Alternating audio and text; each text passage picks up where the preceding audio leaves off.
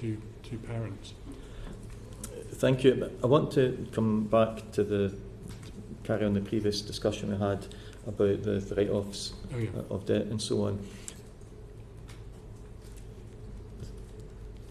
Your department took a decision deliberately to delete records relating to write-offs before the National Audit Office had a chance to audit them. Why did you do that?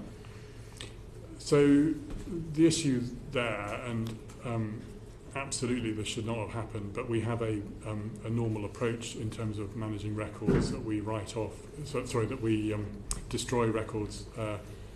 Normal course of business is that you only keep records for as long as you need them. In these cases, closed cases, we were destroying them after 14 months. But that did not allow enough time for this to be taken into account in the NAO audit, and I know that, and this has been flagged obviously in the last set of accounts that the NAO audited.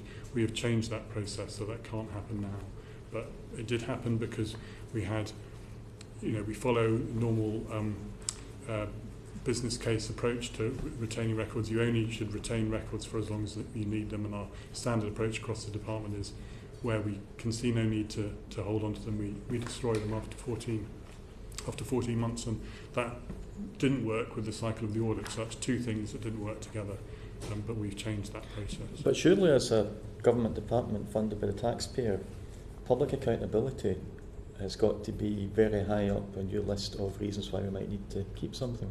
Why did nobody in your department realise that information about the finances of the department couldn't be destroyed until at the very least the accounts had been signed off and audited? Why, out of all the civil servants that you've got in your department, why did nobody say, hang on a minute, I think this is a mistake?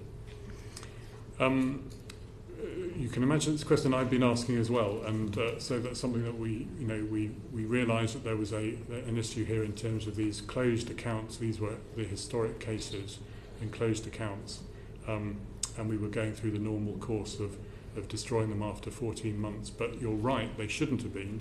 They won't be in the future. We've changed the process. We've made sure that in our department, where you've got different competing pressures, people have seen the join up. But it's a very fair challenge, Mr. Grant. I'm looking at the kind of information that's going to be retained in these records. First of all, can you tell me, you've changed that kind of information from a 14-month record destruction policy. What is the policy now? 24 months. 24 months. Is that beyond the time where either parent might still want to lodge a complaint about the fact the case has been closed?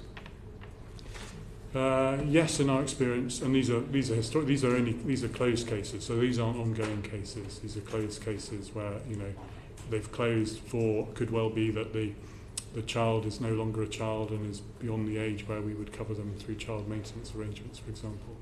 But we're talking about amounts that were written off during the last financial year, 2020-21. It's not that long ago. Are you absolutely certain that there's nothing in the cases whose records were deleted that might subsequently be open to challenge, either initially through a complaint, a request for review, or some other process? Yeah, because the process for challenge, so if you're unhappy with, for example, a calculation, then you've got the opportunity to ask for a mandatory reconsideration, and if you're not happy with the mandatory reconsideration, you can take that to an appeal. So obviously, if anything is going through that process, then we wouldn't destroy the record. So these are cases where there's been time for any of those processes to happen, and the case is closed, and there's also been time for the audit to carry out now with this extended period. Thank you.